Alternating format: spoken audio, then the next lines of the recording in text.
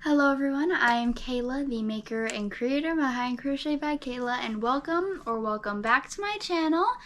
If you're new here, make sure to subscribe to my channel and like this video if you end up liking this video, and I hope you come back to see some more videos. But today I'm doing a video on 5 things I wish I knew before I started my crochet business. These are things that I feel like I could have either worked on or not worried about so much, or just some things that I think if I knew while I was in the beginning of like starting my business would have just helped me out a little bit more.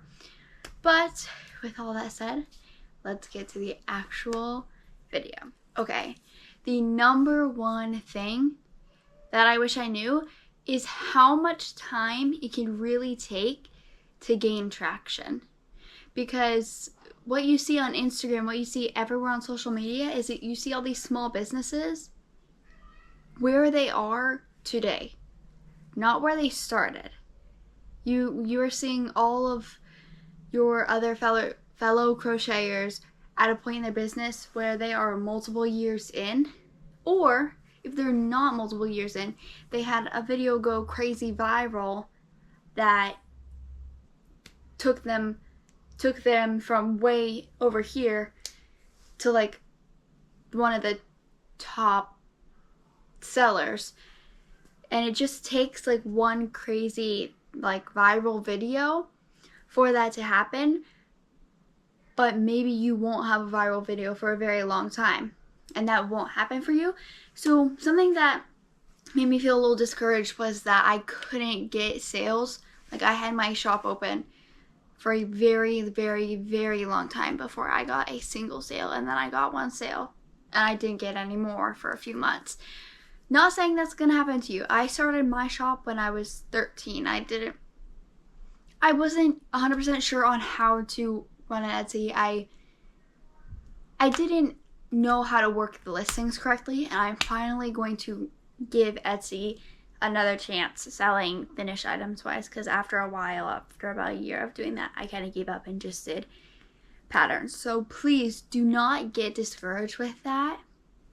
It just genuinely takes time and advertising for it to happen. Don't expect to, like, don't be upset if you don't get your first sale that you open your shop. It takes time, and the time will pay off for sure. And then my second thing is kind of going with this, is don't be afraid of pricing your items for what they're worth. I have this problem sometimes, and I feel like sometimes that my prices are too low because I don't want to put something out at a booth, and so I'm thinking, oh, well, this is way, way too expensive. I don't want to pay this much for this. But honestly, your time is worth money, and the supplies you use safety eyes, if it's something for amigurumi, you use stuffing maybe, the yarn that you use. Your time and the supplies are worth what you're pricing this at.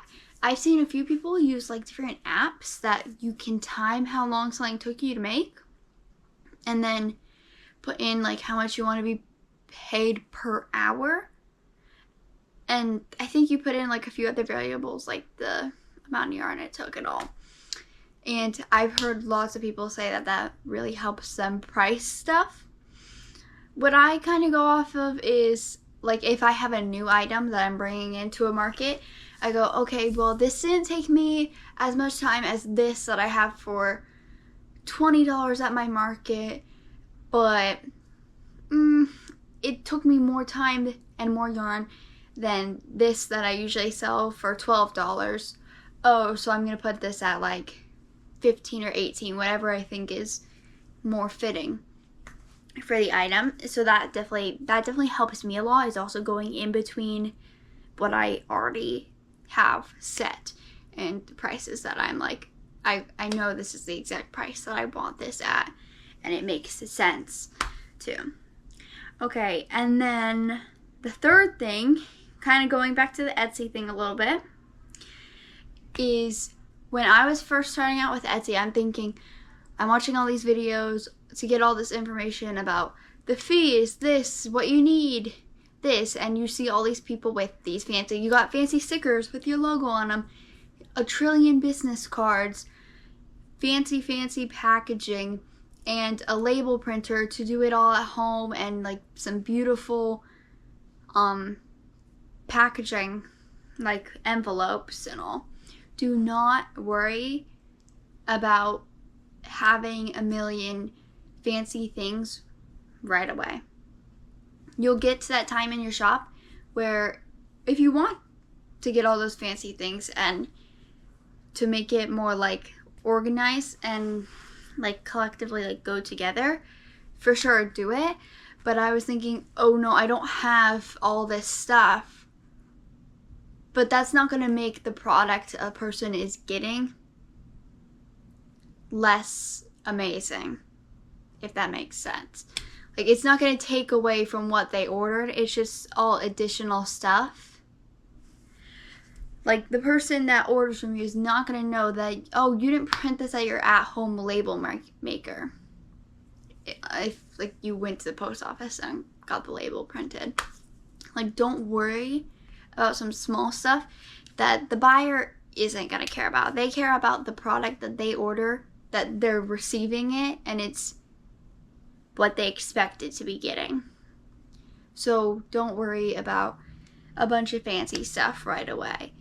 Oh, my package is just a plain white package. It's not this pretty floral one like these floral packs on Amazon. It's okay. You'll get there at some point. You'll get those at some point, and the person isn't going to be less appreciative of their order because it isn't something that's as fancy or as visually pleasing, but it still makes what they're receiving is just as special.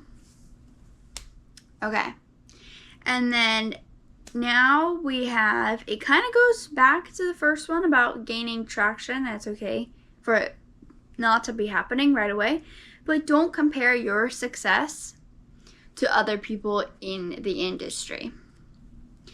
There's so many different things that could be going on, and your business is not going to always align with someone else's business. If I have whoever right here next to me, I'm comparing, oh, but see, they look how much they're posting on their story that they've sold. But who knows, in a month, you could be neck and neck. So just don't compare yourself to other people in the industry, because there's also so many differences in every single crochet business. Everyone has different prices. Everybody has different items that they make, and everyone has a different amount of followers and a different amount of Etsy sales, and that is completely fine. Like, you need to have your own individual business, and it doesn't have to look like everyone else's business. Oh, your stuff takes you way longer to make, but you want it to fit in with all these other, your beads take you way too long to make, but like, compared to like the price that everyone else is paying, there's that, put yours for a higher price, because it is worth your time in the item, and it doesn't matter that these people have this certain way, or oh, my Etsy listings don't look like this, and all these people, they have like these fancy things on them, they're nicely designed, and mine's just a plain picture. It's okay. Don't compare your shop to another's, and your success is not going to be it's not going to be linear, and that's okay. I've been talking with my hands too much. I need to stop, but I can't not talk with my hands. Alright, so the last tip I have is keep a record of all the money that is coming in from your business. I love keeping track of all the money that's coming in my business. Even keep track of the money that's going out of your business, how much you're paying for yarn, how much you're paying for this, that, and the other, for all your supplies and Etsy listing fees, or however you sell your items, booth fees. Definitely keep a record of the money that is coming in and out, because you want to be able to know, are all the variables working so that I am profiting off of this business, because you don't want to not be profiting off of your business. And also, it's so fun to look back on. Every single year, the last 2 years, I have tracked my sales, and I love seeing the improvement from one year to another. It is so great. And then you have something to like kind of see from what you have accomplished in that year or span of time. And I say that with like everything. I keep track of how much I've made. Like, I could look right now and I could tell you how many items I made in the year of 2023, and I could tell you how many items I've made so far in 2024. Just keep a record of everything, because even if you're not a big like adding up everything, you don't care if it profited that much or not or anything like that. It's just so awesome to have something to look back on, like, oh, look how great this was, because yada yada yada yada. So definitely keep track of stuff, especially at the beginning, because you'll see improvement from now. Like in a few years, you'll see, oh, look at all this has led me to this point that I'm at now. So yeah. Okay, so that is all I have for you guys today. I hope you enjoyed this video, and if you want me to do another video like this, like another sitting down, advice, tips, chatting type of video, definitely let me know. If you want to see more vlogs, let me know. Anything you guys want to see from me, put it down below. This week's video was actually supposed to be a market vlog, and then the video in my next video I think would be the last week of October, or no, like November 1st.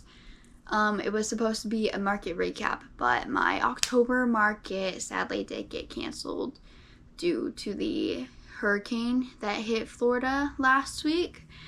So I will have another market video coming to you at some point. I have a market on November 9th, so whatever the week after that I will have a market vlog coming out.